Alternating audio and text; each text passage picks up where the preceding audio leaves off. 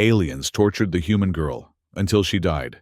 37 minutes later, she returned, reaches its stunning climax, when Alara collapses after enduring unimaginable agony. As the aliens celebrate her death, golden light suddenly erupts from her lifeless body. She rises, transcended and luminous, shattering her prison with newfound quantum powers that transform not just herself, but the fate of the entire galaxy. The execution amphitheater loomed like a massive wound in space, its architecture of black neutron steel absorbing the distant starlight rather than reflecting it. Suspended in high orbit around the Galactic Conclave's flagship station, the structure was designed to instill terror, not just through its imposing size, but through the calculated emptiness surrounding it. Gravity distorters created pockets of weighted silence throughout the chamber, ensuring that screams would travel with perfect acoustic clarity while making movement laborious for the condemned. From her position in the antechamber, Dr. Alara Miles could feel the Void Echo Observatory above her, a transparent dome that allowed the assembled dignitaries to witness executions while gazing upon the endless cosmos. The message was clear. Your suffering is insignificant against the backdrop of infinite space. Alara straightened her shoulders despite the heavy restraints. At 19, she was the youngest xenopsychologist ever appointed to a diplomatic mission, her brilliant mind having accelerated her through the Earth Coalition's educational system. Her small frame and delicate features had often caused others to underestimate her, but her eyes, deep amber, almost golden, reflected an intensity that belied her youth. "The human still maintains composure," observed a cold, metallic voice.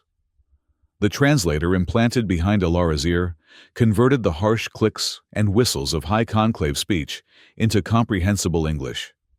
"Fascinating. Most species begin to deteriorate mentally once they understand their purpose here."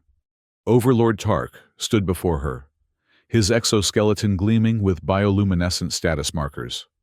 The avian-reptilian hybrid species that dominated the conclave valued physical intimidation. Tark's augmented height of nearly 3 meters and his curved talons, each tipped with neurotoxin injectors, made his position as Supreme Commander unmistakable. "I maintain composure because I recognize this for what it is," Alara replied, her voice steady. "Political theater, nothing more." A ripple of what might have been amusement passed through the gathered officials. High Inquisitor Sarah Val, whose translucent skin revealed a complex network of neural enhancements, stepped forward. Unlike Tark's massive frame, Val was almost ethereally slender, her 6 limbs moving with hypnotic grace. "The human displays typical arrogance," Val announced. "They always believe themselves to be the center of significance, despite their primitive development and limited lifespan. Today's demonstration will correct this misconception across all diplomatic channels." Alara's eyes narrowed. "I came as an envoy of peace. 15 planetary systems have already indicated their willingness to form a coalition outside conclave control. This—" she jerked her chin toward the amphitheater, visible through the transparent barrier, "will only accelerate that process." Overlord Tark's neck frill expanded in what Alara recognized as a gesture of dismissal. "Dr. Mora Shin, explain the parameters of today's demonstration to our subject." From the shadows emerged a figure that sent an involuntary chill down Alara's spine. Dr. Mora Shin belonged to the Sylphid race, beings of such advanced biotechnology that the boundary between organic and artificial had blurred generations ago. Her form seemed to shift subtly, adapting moment by moment to her surroundings. Only her eyes remained constant, obsidian orbs that reflected nothing.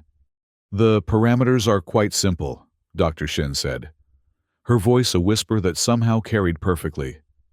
"You will experience pain beyond the threshold any human has endured in controlled conditions. Your neural responses, cellular degradation, and psychological fragmentation will be measured and broadcast to all member worlds and prospective defectors." She almost caressed the word. When termination occurs, the recording will become mandatory viewing for all diplomatic personnel who interact with the conclave. Alara fought to keep her expression neutral, but a flicker of fear must have shown in her eyes. "Ah," Dr. Shin murmured. "Now the comprehension begins." "Why me?" Alara asked, the question escaping before she could suppress it. High Inquisitor Val gestured, and a holographic display materialized between them. Dr. Alara Miles, graduated with highest honors from Earth Coalition Diplomatic Corps at 16.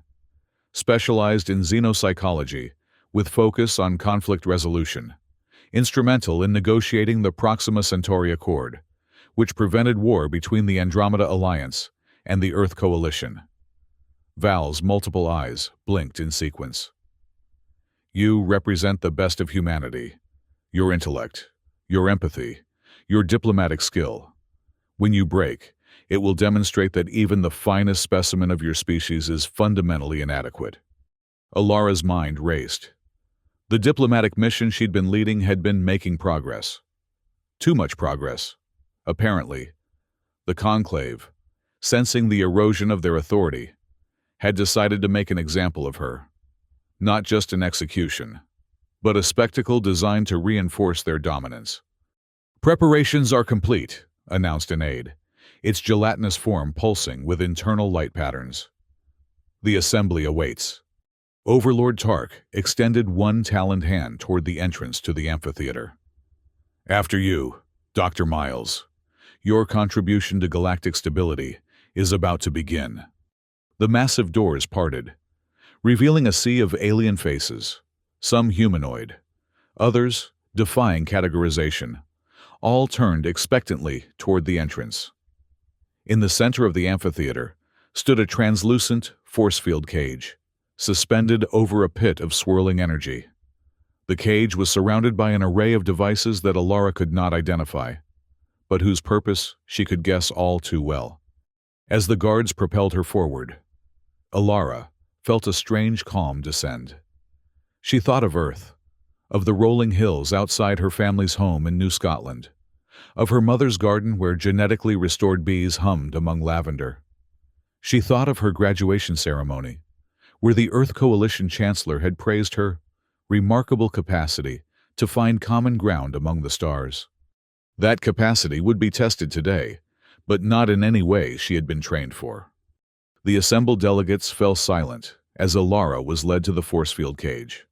Some watched with clinical detachment, others with barely concealed anticipation.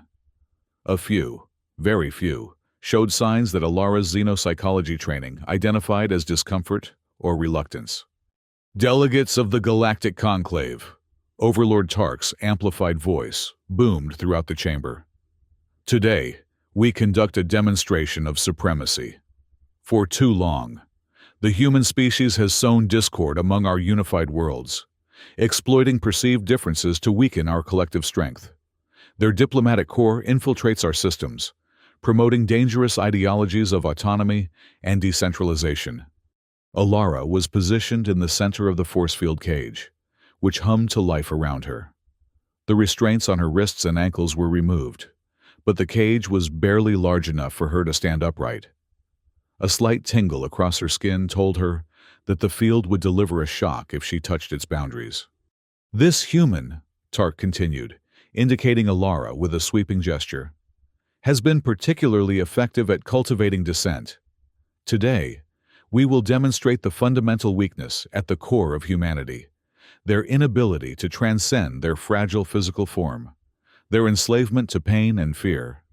From her elevated position, Alara could see the full scope of the amphitheater.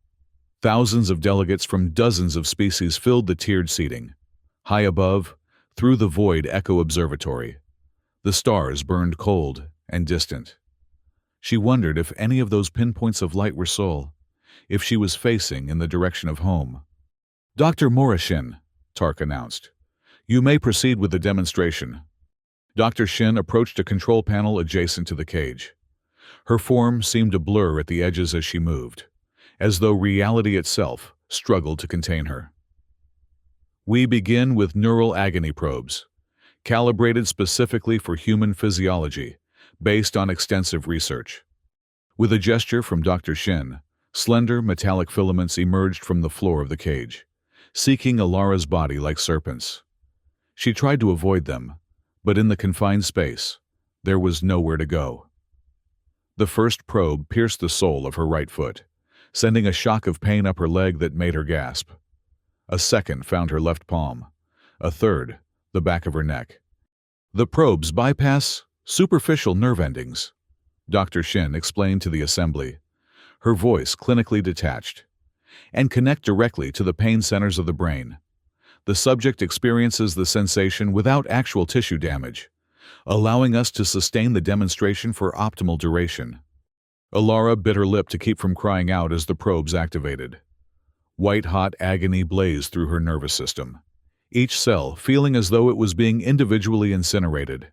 Her knees buckled, but the probes held her upright, suspended in a web of pain.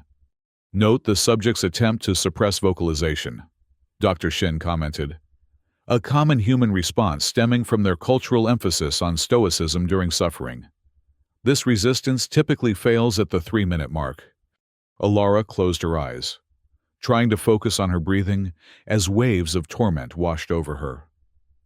During her training, she had undergone pain tolerance exercises, standard for all diplomats who might face hostile situations. But nothing had prepared her for this systematic assault on her nervous system. As the minutes passed, the intensity increased incrementally. Sweat poured down Alara's face, and her breath came in ragged gasps. The amphitheater remained eerily silent, the delegates watching with varying degrees of interest as the human specimen was put through her paces. At precisely the 3-minute mark, a particularly vicious surge caused Alara to finally cry out, a strangled sound that echoed through the chamber. Dr. Shin nodded, as if a hypothesis had been confirmed. "We now introduce temporal compression rays," she announced. These manipulate the subject's perception of time, extending each second of pain to feel like minutes. The psychological impact is quite profound. New devices positioned around the cage activated, emitting a purplish light that distorted the air.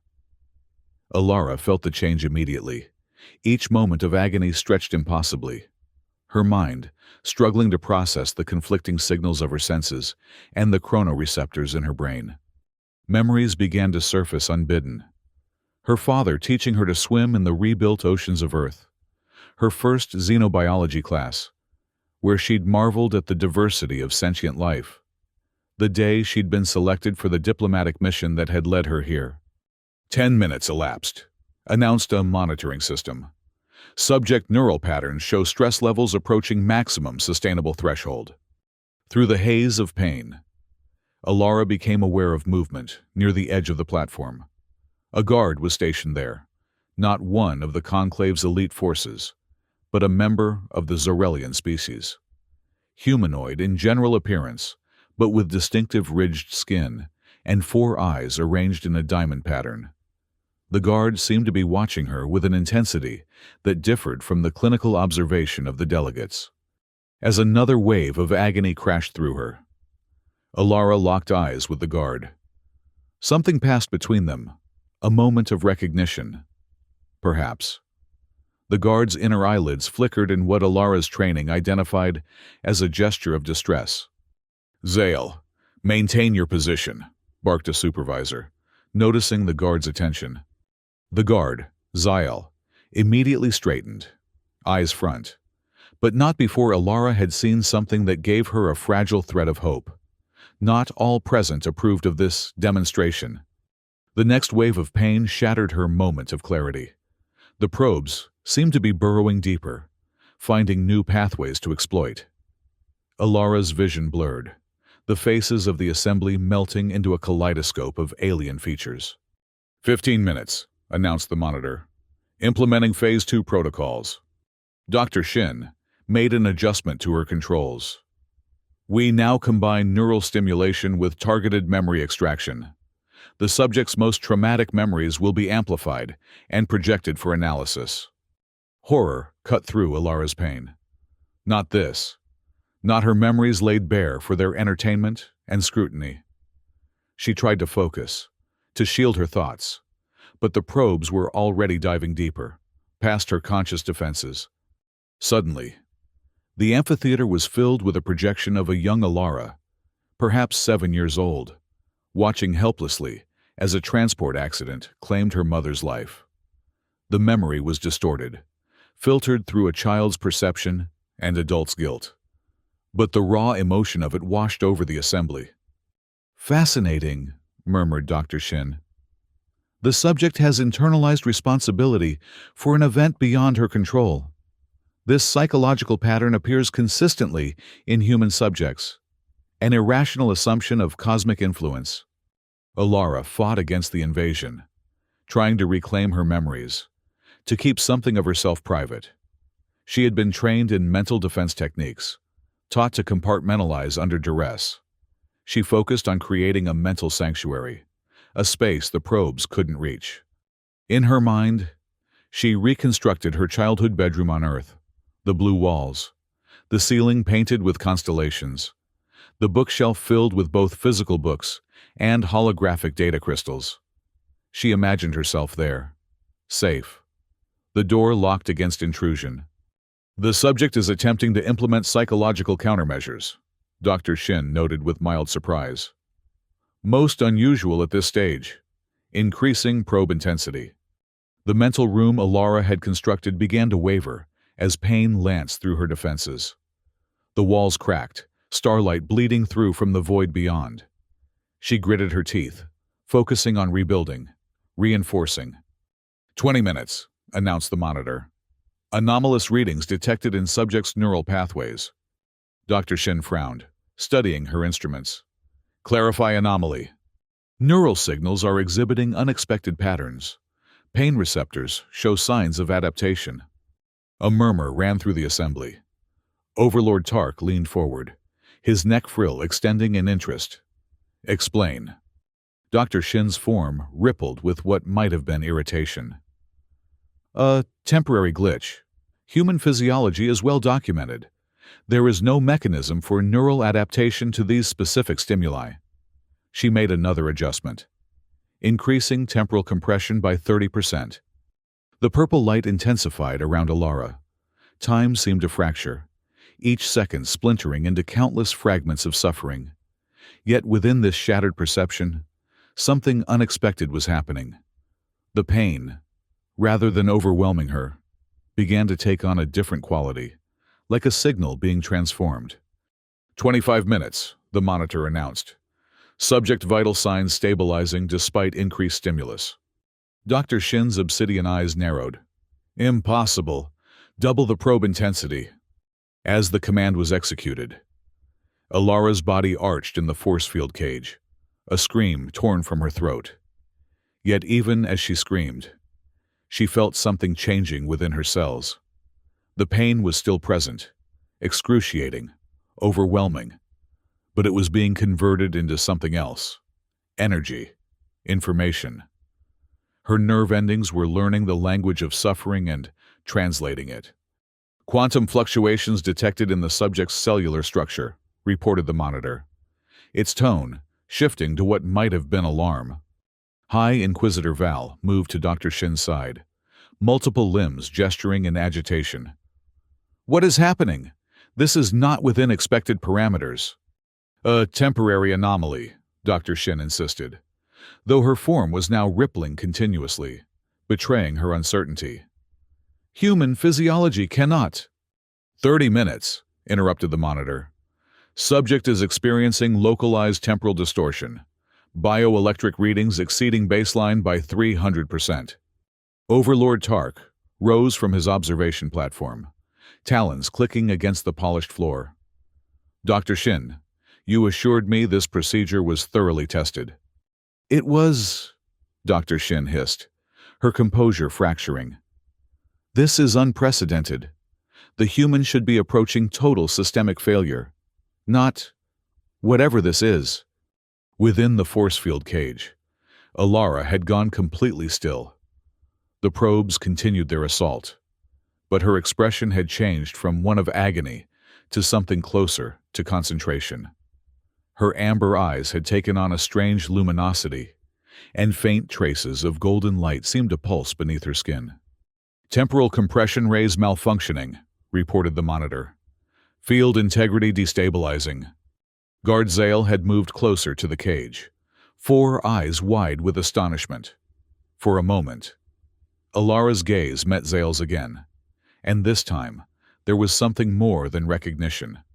There was communication. With a movement almost too swift to follow, Zale slipped something small from a concealed pocket and sent it skittering across the floor of the platform. It slid through the force field, which should have been impossible, and came to rest against Alara's foot. A small medallion of some sort, etched with earth symbols. "Security breach!" shouted a supervisor. But attention immediately shifted as all monitoring systems began to emit warning tones simultaneously. 35 minutes, announced the monitor, its synthetic voice now definitely conveying alarm. "Subject cellular structure undergoing unprecedented transformation. Recommend immediate termination of demonstration." Overlord Tark's neck frill fully extended in anger. "No. Continue as planned. I will not have this demonstration compromised by equipment failure or operator incompetence." Dr. Shin's form was now visibly unstable, edges blurring as she worked frantically at the controls. The human should not be capable of this. Their biology is simple, documented, predictable. 36 minutes, intoned the monitor. "Warning. Quantum entanglement detected between subject and temporal compression field." The amphitheater, which had been murmuring with confusion, fell silent again. The delegates watched in collective astonishment as the human woman in the cage began to glow more intensely. Golden light emanating from her skin, her eyes, even seeming to shine from within her cells. 37 minutes, announced the monitor, and then all systems went silent. The neural agony probes retracted suddenly. The temporal compression rays powered down. The force field cage flickered once, twice, and then stabilized at a lower intensity. Inside the cage, Alara Miles collapsed to her knees, head bowed. The golden light faded. Her body went completely limp. "Life signs terminated," announced the monitor after a moment. "Subject expired at exactly 37 minutes, 0 seconds. A complex mix of reactions swept through the assembly: triumph, relief, disappointment, and an undercurrent of unease. This had not proceeded exactly as planned, but the end result was as expected. The human had broken. Overlord Tark stepped forward, preparing to address the delegates. "The demonstration is concluded. As you have witnessed, even exceptional human specimens cannot withstand—" He was interrupted by a sudden spike in the ambient lighting. All monitoring systems simultaneously flared to life, displays showing impossible readings. "Quantum surge detected," the monitor announced, its voice modulating strangely. "Temporal anomaly in progress. Subject status, recalibrating." All eyes turned to the force field cage. Within it, Alara's body remained motionless for another moment, and then her fingers twitched. Her chest rose with a sudden, deep inhalation, and her eyes opened. They were no longer merely amber, but blazing gold, luminous as distant suns. Golden light once again began to emanate from her skin. But now, it was not a faint glow, but a radiance that cast shadows across the amphitheater. "This is not possible," Dr. Shin whispered, her form contracting in what might have been fear. She was dead. Total cellular cessation was confirmed. Alara rose to her feet in one fluid motion, her movements eerily graceful. The force field cage around her began to vibrate, its energy fluctuating wildly. "What is happening?" demanded Overlord Tark, his composure finally breaking. "Restore control immediately." But control was already slipping away. The medallion that Zale had slid to Alara now floated in the air before her, spinning slowly, its etchings glowing with the same golden light that suffused her body. The subject is generating energy patterns consistent with quantum entanglement, reported the monitor. Force field integrity failing. As if in response to these words, the force field cage shattered, not with an explosion, but with an implosion, energy collapsing inward and then dissipating in a shower of golden sparks. Alara Miles stood uncontained, her feet hovering slightly above the platform. "Security!" shouted High Inquisitor Val, all 6 limbs gesturing in alarm. "Neutralize the subject!" Guards rushed forward, weapon systems charging. Alara turned her radiant gaze upon them, and they froze in mid-motion, caught in some invisible field. "You sought to demonstrate supremacy," Alara said, her voice resonating with harmonics that hadn't been present before. "You have succeeded, but not in the way you intended." She raised one hand, and the neural agony probes that had tortured her rose into the air, twisting and reshaping themselves. "Pain," she continued, "is not a weakness of humanity. It is a teacher, and I have learned its lessons well." The probes dissolved into their component particles, which swirled around Alara like a galaxy in miniature. Throughout the amphitheater, weapons and restraint systems similarly dissolved, their particles joining the swirling cloud. Panic erupted among the delegates. Some fled toward the exits. Others remained frozen in fascination or terror. Overlord Tark and High Inquisitor Val backed away from the platform, their composure completely abandoned. "What are you?" Tark demanded, his translator struggling to convey his tone. Alara's luminous gaze fixed upon him. "I am what you made me. You stripped away everything but my essence, and in doing so, you revealed what humanity truly is." The swirling particles began to coalesce into new forms, delicate, crystalline structures that hung in the air around her. "We are not defined by our fragility, but by our capacity to transcend it." Dr. Shin had retreated to the far edge of the platform, her form now barely maintaining coherence.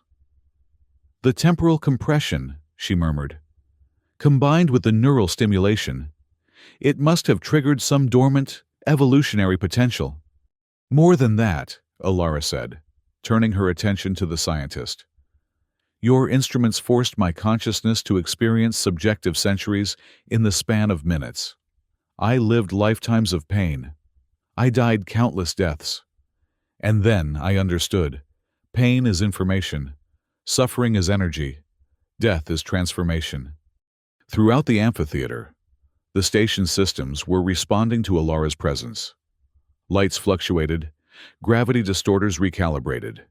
Even the void echo observatory above seemed to resonate.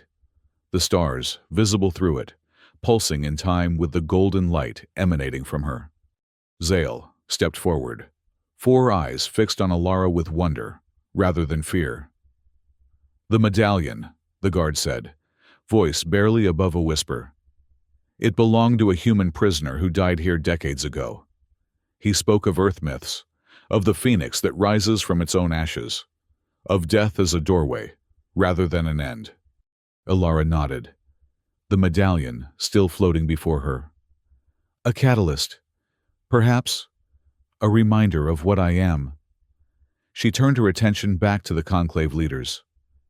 "Your demonstration is indeed complete.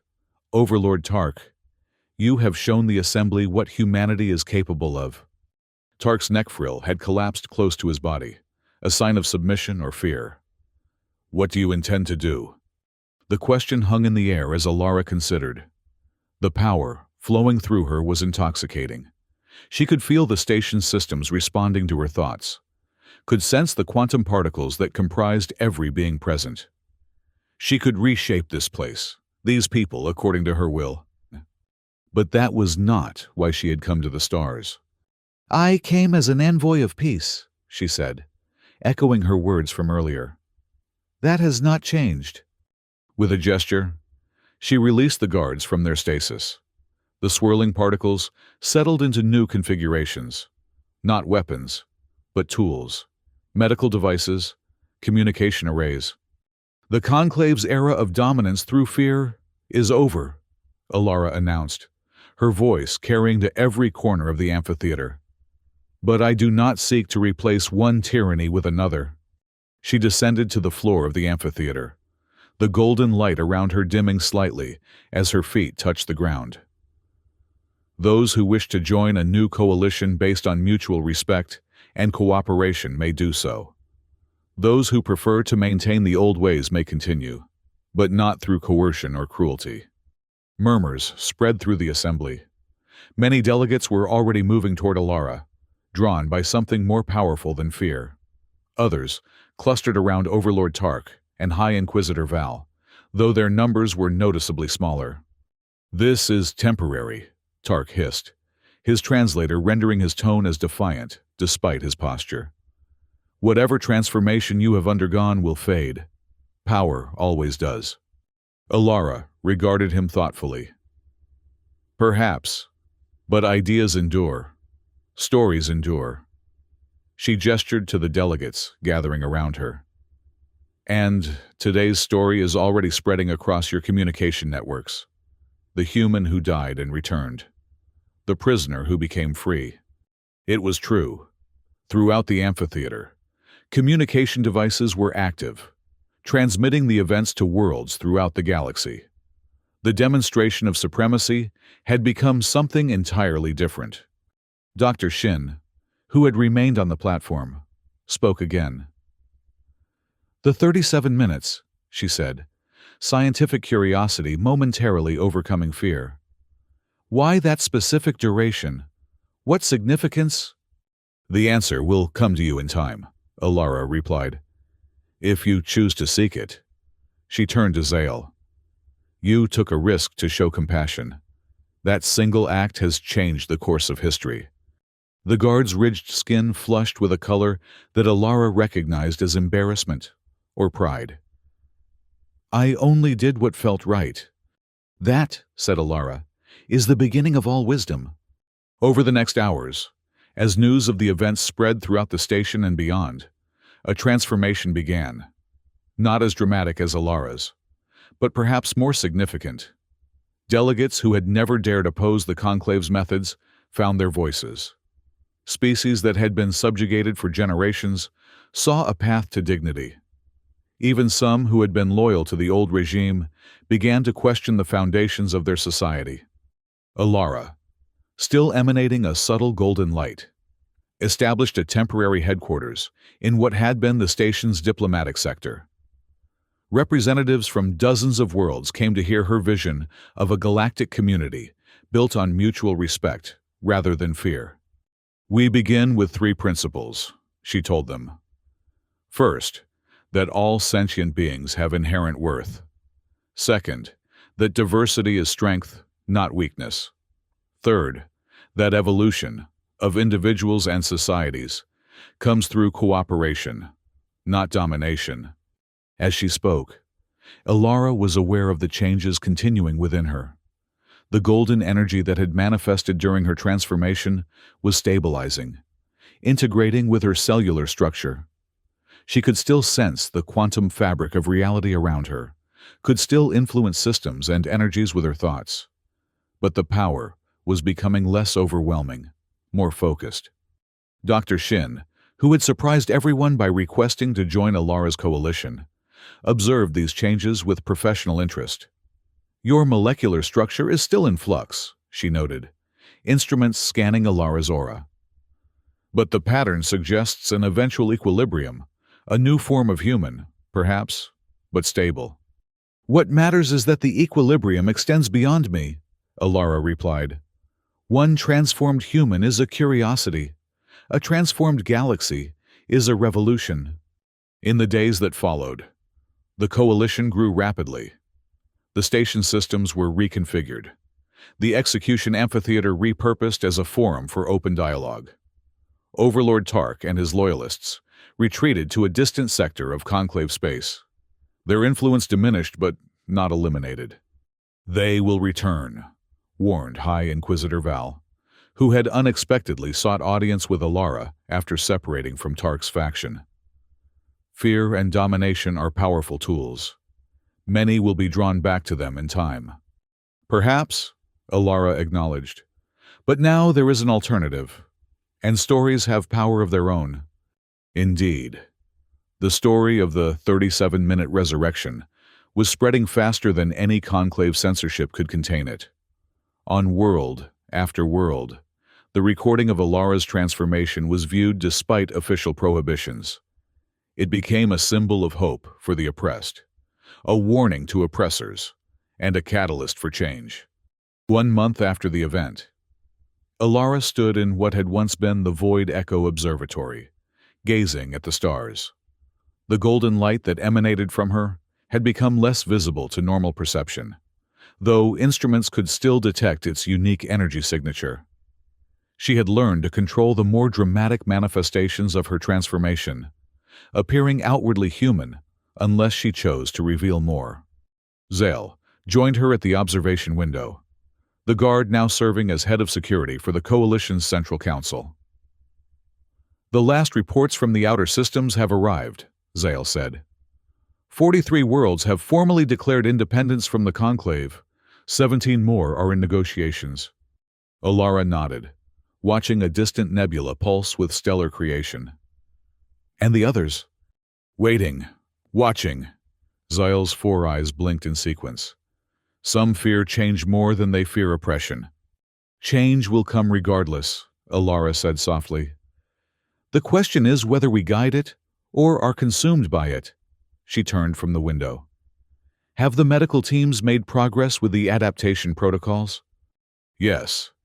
Dr. Shin's latest report indicates that the regenerative techniques derived from your transformation can be adapted for most species. They won't create the same level of evolution, but the healing potential is enormous." Alara smiled. "Good. Healing must come before all else." She touched the medallion that now hung around her neck, the catalyst that Zale had provided at the crucial moment. "Have we learned more about the human prisoner who carried this?" Zale's skin rippled in what Alara had learned was an expression of respect. "His name was Jonathan Miles, a scientist and explorer captured during the first contact conflicts." Alara's golden eyes widened slightly. "Miles? But that's—" "Your family name, yes. The archival records suggest he was your ancestor, your great-grandfather, perhaps." Alara closed her fingers around the medallion, feeling the connection across generations. "He must have known," she whispered. "Something about human potential, about what we could become." "Perhaps," Zyle agreed. "Or perhaps it was simply hope, a story he told himself to endure his captivity, a possibility he refused to relinquish even in the face of despair." "Stories shape reality," Alara said, her voice taking on the resonant quality that emerged when she accessed deeper aspects of her transformation. "They always have." Over the following years, the new coalition expanded and evolved. It was not without challenges. Worlds that had been enemies for generations did not easily become allies, and the remaining conclave forces made periodic attempts to reassert control. But with each challenge, the coalition grew stronger, its founding principles refined and reinforced. Alara continued to explore the limits and possibilities of her transformed state. Sometimes, the power threatened to overwhelm her human consciousness. At other times, she felt herself becoming distant from the beings she had sworn to protect. But the memory of those 37 minutes of torture and transformation remained vivid, a reminder of both the cruelty sentient beings could inflict and the transcendence they could achieve. On the 5th anniversary of the resurrection, a memorial was dedicated in what had once been the execution amphitheater. The black neutron steel had been reshaped into a spiral structure that captured and reflected light, rather than absorbing it. At its center stood a simple holographic display showing the exact moment of Alara's return, her luminous form rising from apparent death, golden light cascading through the chamber. "We gather to remember not just one moment of transformation, but the continuing transformation of our shared society. Alara told the assembled representatives from hundreds of worlds. She had aged little in the intervening years, the golden energy that suffused her cells, apparently slowing the normal human aging process. What began in pain has blossomed into cooperation. What was meant to demonstrate supremacy has instead revealed our fundamental connectedness. Later, after the formal ceremonies, Alara found herself alone in the memorial chamber. She placed her hand on the smooth surface of the monument, feeling the energy patterns within the reshaped material. "Was it worth it?" asked a voice behind her. Dr. Shin, whose form had stabilized over the years into something less mutable, but still distinctly sylphid, approached with characteristic directness. "The torture, the death. Would you endure it again, knowing the outcome?" Alara considered the question seriously. "I would," she said finally. "Not for the power it unlocked. That was unexpected and remains, in many ways, a burden. But for the change it catalyzed." She gestured to the monument. "This is not a celebration of my suffering or my transcendence. It's a reminder that transformation is possible, for individuals and for civilizations." Dr. Shin's obsidian eyes studied Alara with the same scientific intensity they always had, though now without the cruelty that had once accompanied it. "The 37 minutes," she said. "I finally understand their significance." Alara raised an eyebrow. "Oh?" "In quantum physics, there is a theoretical threshold, the Planck-Schrödinger boundary, at which consciousness can influence molecular cohesion. Under normal conditions, it cannot be crossed, but under extreme stress, combined with specific temporal distortions." Dr. Shin's form rippled slightly, an expression of excitement. 37 minutes, precisely, is the duration required for a human mind to reach that threshold. Your transformation wasn't random. It was mathematically inevitable, given the conditions. Alara smiled. "Perhaps. Or perhaps there are forces at work beyond our current understanding. The universe is vast, and consciousness more complex than we imagine." "You sound like a philosopher rather than a diplomat," Dr. Shin observed. "The best diplomacy is rooted in philosophy," Alara replied, "in asking what kind of existence we wish to share." As decades passed, the coalition that had begun with Alara's transformation expanded to encompass most of the known galaxy. The former conclave worlds were eventually integrated, their societies transformed not through conquest, but through exchange and evolution. Overlord Tark and his most devoted followers retreated to the galactic rim, where they maintained a small dominion based on the old principles of fear and domination. They were monitored but not confronted, a reminder of the path not taken. Alara Miles continued to guide the coalition, though increasingly from a distance. The changes wrought by her transformation continued to unfold, her consciousness expanding beyond normal human parameters. Yet, she fought to maintain her connection to her origins, to the experiences and emotions that defined humanity. 100 years after the resurrection, Alara returned to Earth for the first time since her diplomatic mission had been interrupted by capture. The planet had changed dramatically, its ecosystems fully restored from the damages of earlier centuries. Its cities integrated harmoniously with the natural environment. Humans now lived alongside representatives of dozens of other species, the Earth having become a center for cultural and scientific exchange. Alara walked alone through the rolling hills of New Scotland, seeking the site where her family home had once stood. The landscape was at once familiar and strange, the basic topography unchanged, but the vegetation more diverse, the air cleaner, the colors somehow more vivid. She found the spot as the sun was setting, guided more by instinct than by landmarks. Nothing remained of the original structure, but someone had planted a garden there, lavender and rosemary and other herbs that had been her mother's favorites. As Alara stood amid the fragrant plants, a shimmer of golden light surrounded her, not emanating from her, as it usually did, but enveloping her from outside. For a moment, she felt a presence, or perhaps multiple presences, as though the boundary between past and future, between individual consciousness and collective awareness, had temporarily dissolved. "I understand now," she whispered to the gathering darkness. "It was never about me. I was just the vessel, the catalyst. The story needed to be told, and I was the one present to tell it."